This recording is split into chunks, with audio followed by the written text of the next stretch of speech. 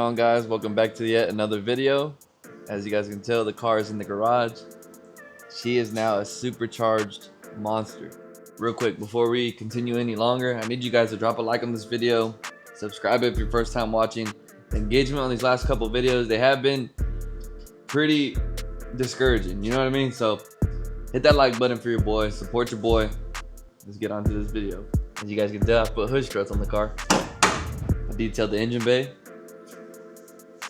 Gen 2 motor, VMP Gen 2, PMAS 120, fuel rails, 4 innovations, SN95 level 2 fuel system, tune from PVP Tuning. It's on E85 now.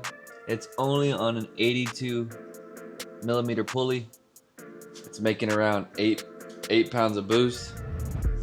And yes, I am sorry to tell you guys, I already did pulls in the car. I will insert all the clips right here. The car's on an 8 psi of boost, man, and it is a rocket. 93 wasn't so much. 93 was very, very lazy. I think it was more on the conservative side, because on these cars, once they're boosted, you have to be very careful messing around with boost. In 93, it can get bad real fast. So I told the tuner, main goal with this car is to put it on E85. The car is going to live on E85. I have 4 stations nearby within a 6-mile radius. So this car is 100% staying on E85. So let's not worry about it. Let's not stress out the car a little bit. So I did some pulls on 93. Felt all right. You know, I was kind of like, man, I'm really going to have to pulley this thing down. We swapped it to E85, guys, and it's not even maxed out on timing. Let me tell you, it is a rocket. It's faster than 2020 GT500s. It's faster than 1314 GT500s. It's faster than any NA bolt-on car. I can say that now because we just knocked off a PB last night. But before, Phil, his personal car actually has weight reduction, S650. That car went 740, and this car on the first rip on E85, it only went like a 780. We're talking about 60 to 130 times here. So I was like, man, a 10R80 car can still whoop this car on boost. So I really got after it, got my shifting down. We got a little cold front end, and the car kicked off a 680, 60 to 130, which that is super awesome for a 8 pounds of boost car. So without further ado, man, we're gonna let you guys watch all the videos 60 to 130 times. I'm sorry for my dragsters out there. There's no draggy times. You guys have ever been in a 600 horsepower, 3,000 pound car? It is insane. The car is barely hooking as it is now. There's no way I'm launching this thing in first gear, especially with a 338 first gear and a 373 rear ratio. There's no way, absolutely no way I'm launching this car on the street. But yeah, I'll go ahead and show you guys videos, and then we'll hop in the car, go for a ride. I'm actually gonna go weigh the car. That sounds pretty fun. We could go do that today, because I'm not sure how much the blower, the heat exchanger, all of that stuff, how much it weighed. I want to know how much the car weighs without me in it, because right now your boy's a little hefty. I went up to about 205, but we're getting ready to train. We're getting ready to train for a 5K. So weight reduction. Drop a like, boys. All right, guys, here we go. First time again. I apologize for the lights. This is all we got. First time going into boost. I went into boost by accident, and it threw me back in the seat. It felt like a nitrous hit, just for like a quarter of a second. So I'm a little nervous. I aired down the tires just in case. 3,500 to 6,000 RPM. Let's do it.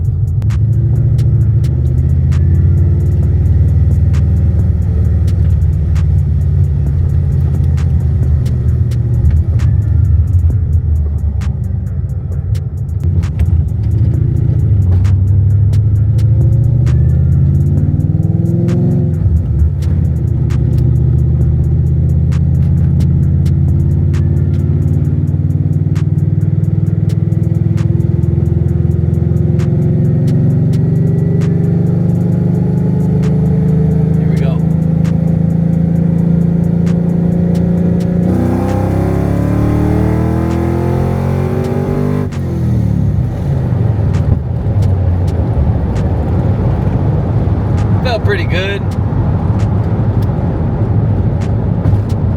Wasn't as scary as I thought. Didn't spin as much as I thought, but I think it's very limited. Man, my heart was pounding, dude. What the heck? Woo! Alright. Send this log off. Hopefully we'll be able to get it more spicy. Do a little second gear, see what it does.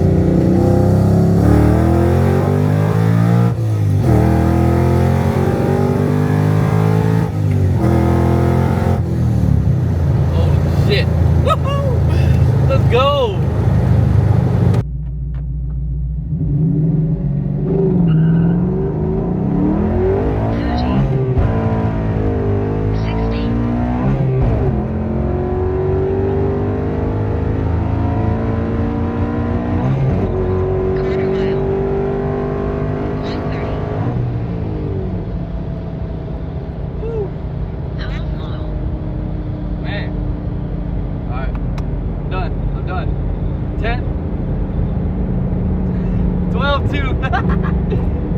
We beat our goal, man.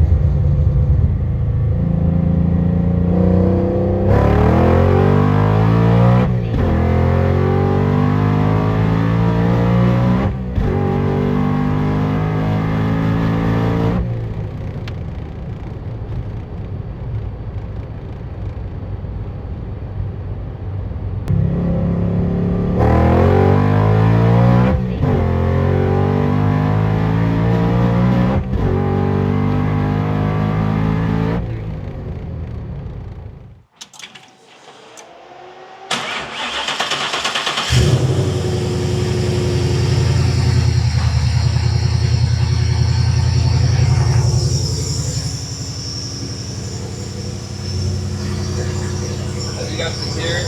The car has a little whistle to it, but it doesn't really have a whine to it, sadly. I really don't care about it. As long as the car makes some good power, I don't care about it.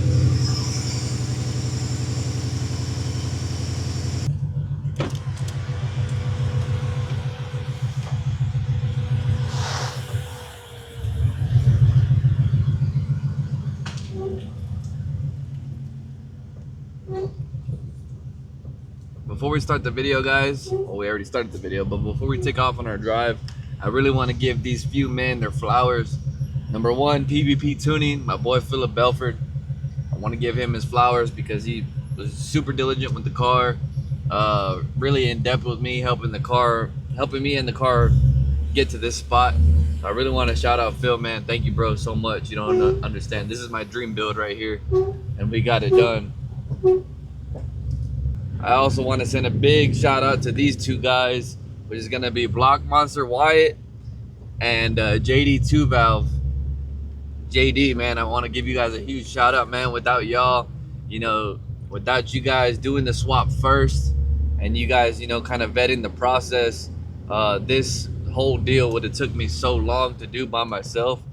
You guys paved the way for all of us swap guys, and made it super easy for me to do this, and I've been wanting to do this for years, man. So the fact that you guys had all the answers and were willing to answer, I greatly appreciate that. And with that being said, guys, if you guys are ever doing the swap, don't hesitate to reach out to any of us three. Me and Wyatt did the SN95. Mine's a GT, his is a Cobra. They're pretty much the same as far as wiring goes. JD has a new edge down. So if you guys want to do this swap, there's no reason why, you know, you guys should feel that you guys don't have all the knowledge, okay? A huge shout out to is Andrew Hanlon over at Hanlon Motorsports. I grew a good relationship with those guys. You know, they hooked me up with the transmission when I needed it. Wasn't a free transmission by any means, but he did give me a good discount on it because I was showing the transmission, showing it off, telling you guys about it. It is a great transmission, you guys. Like, this car is supercharged. It's probably making around 500 foot-pounds of torque, 600 horsepower now. And this transmission is taking it, man. I just need to be able to shift it more like a man. It has a Pro 5.0 shifter that Andrew recommended. I kind of want to try an MGW because that 2.3 is just so slow for me. I'm trying to bang it in there, but it just doesn't feel natural, you know, to me. So I definitely want to try a different shifter and get the shifting down. But as far as the transmission goes, it's doing damn good, man. Like, I got zero complaints out of it. A lot of people said, like, man, just do a T56 Magnum. Andrew does Coyote stock racing. He knows what transmissions are needed for these type of builds. He built this TR3650, man. It is awesome. The only part that sucks is it has a 338 first gear, but it makes a lot of fun for street driving. Before you guys ask, the rear end is a 373 bone stock 8.8 rear end. I do have a fully built 355 rear end that should help this car a ton, especially launching it if I ever do want to take it to the track.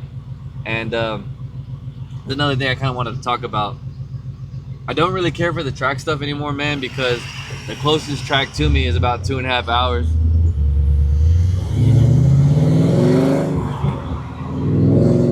It's about 2.5 hours from me, so I don't really care for that anymore. I really just want to make this car super streetable, super nice. I mean, it is streetable already, but I want to get it back to like a super clean street car. Just clean it up, probably repaint it because it looks good on camera to you guys, but man, really, it's really just a front bumper, dude. I need to put a new front bumper on it. And then just dial in the car, man.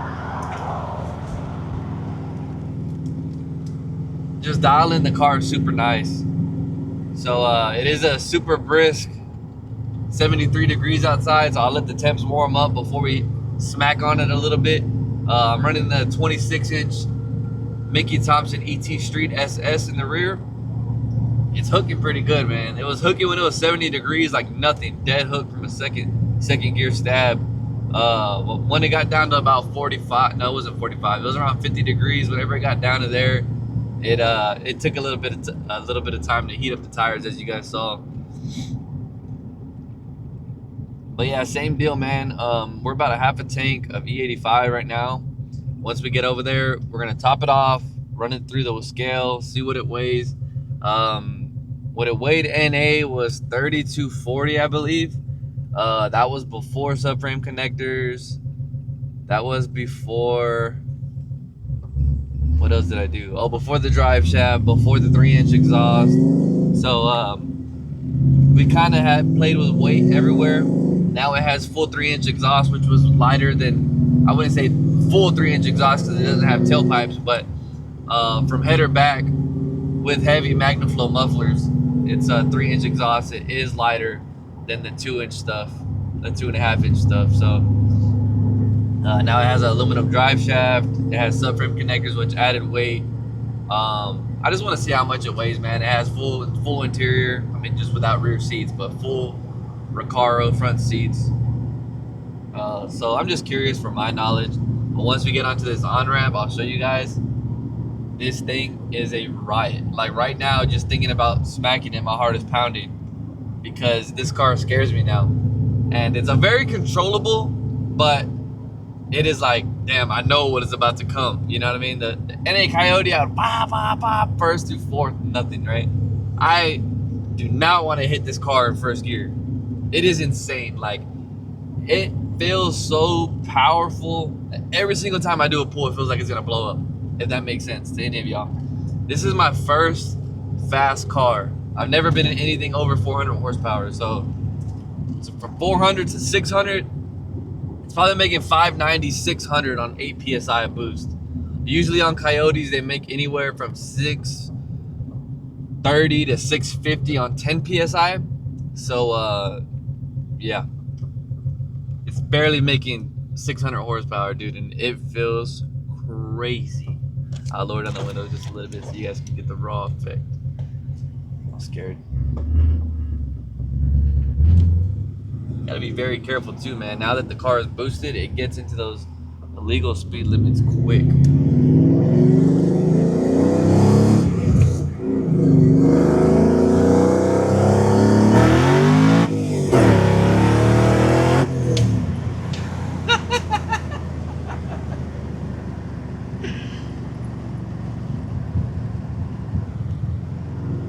Oh my God, bro. I swear. That is my initial reaction. My heart is still pounding. After I already had done 6 60 to 130 pulls, guys. Dude.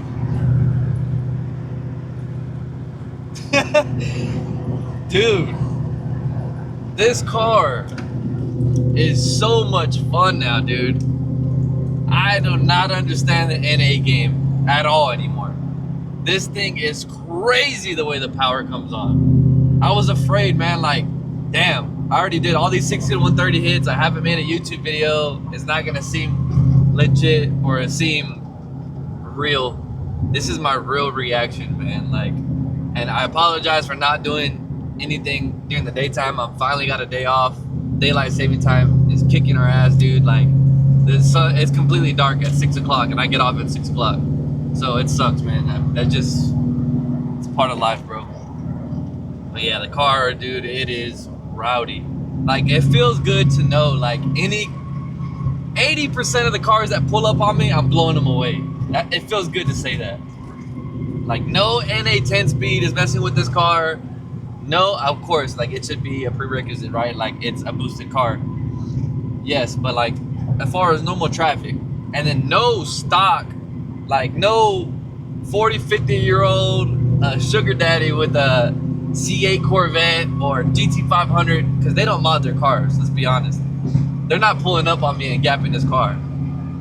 Especially when I pull it down to a 72 millimeter pulley, which is 72 is the next pulley I got, and that's going from 8 PSI to about 13 or 14 PSI. And on a 72, this car should be making anywhere from 750 to 760 real horsepower on the 85. So that is gonna be rowdy, but I'm saving that until I get super bored with this. I don't know when I will. Right now it's loads of fun, man. It's very, very safe. It's on very safe timing. It's on E85, which makes it more safe. I do have a couple of things that I have to switch up on the car. Some fuel lines back there that I ran over the rear axle. I thought they were high enough because whenever I was doing the fuel system, the car was on a lift and the rear end was fully drooped. So now whenever it's on the ground, it probably has maybe an inch to 2 inch clearance between the lines, and it's already been rubbing those lines, and I'm not about to play around with fuel. Right now I have a big rubber hose wrapped around it so it'll cut through the hose before the fuel lines, but I'm doing that ASAP.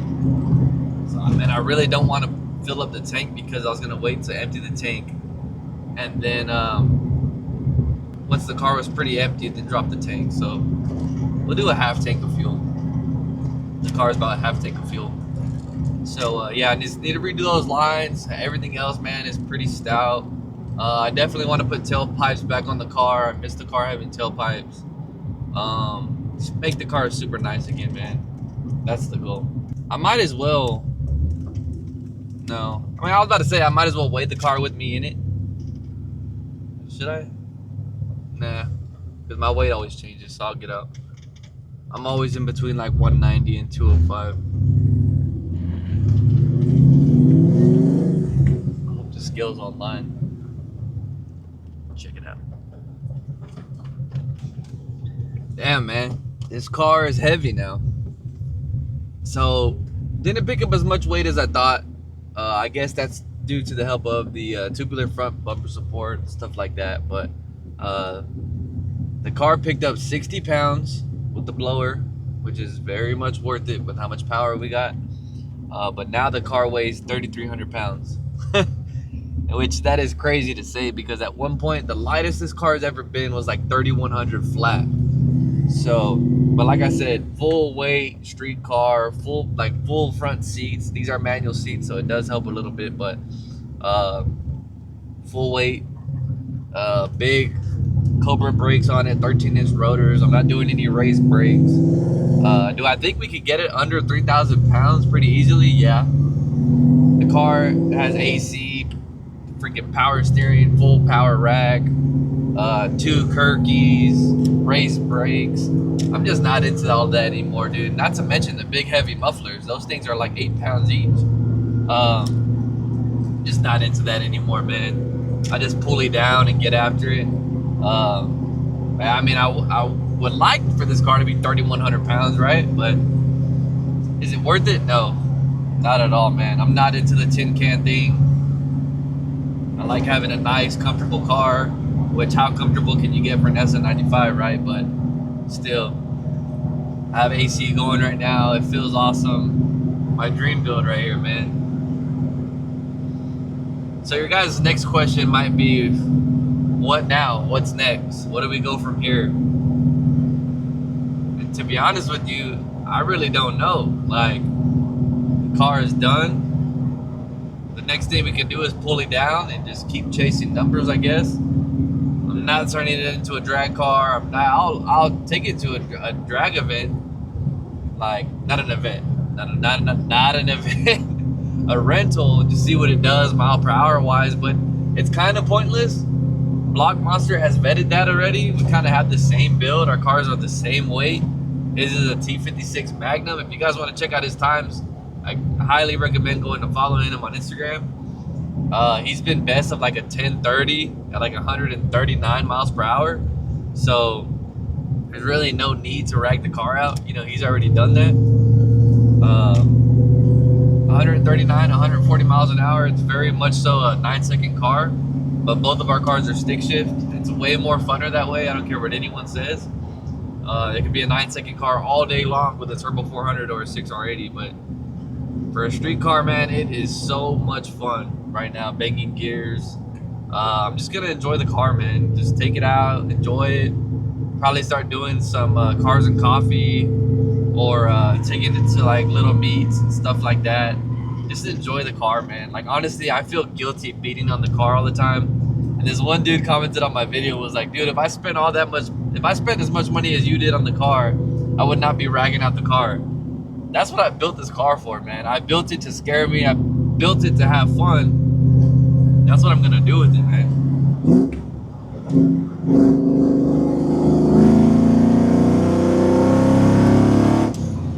It's crazy, dude, because that is a 4th gear pull. And like, it's a TVS blower, so it still feels pretty powerful. Like, lugging the engine is probably like 3,500 RPM. But as you go into the RPM, it just starts seeding you into your seat. Like, it's a crazy feeling, dude. I wish everyone could experience this, because the internet has jaded so many people, including myself. Like, I did not know what a 4-second 60 to 130 car feels like. I was mid-pull, wah, bop, bop, going, I don't want to say what speeds, but the car felt terrifying for my first rip. And I'm like, this is a 4-second 60 to 130 car. It was a 7-second car, 60 to 130. So like, we got people out here just going 4-second 60 to 130 and like, oh yeah, it's a 4-second 60 to 130. Bro, that is insane. That's an insanely fast car. That is like a 900 to 1,000 horsepower S550. The internet is so jaded, you guys. This car is a 6-second 60 to 130 car, and I promise you, it is a ton of fun. Like, a ton of fun.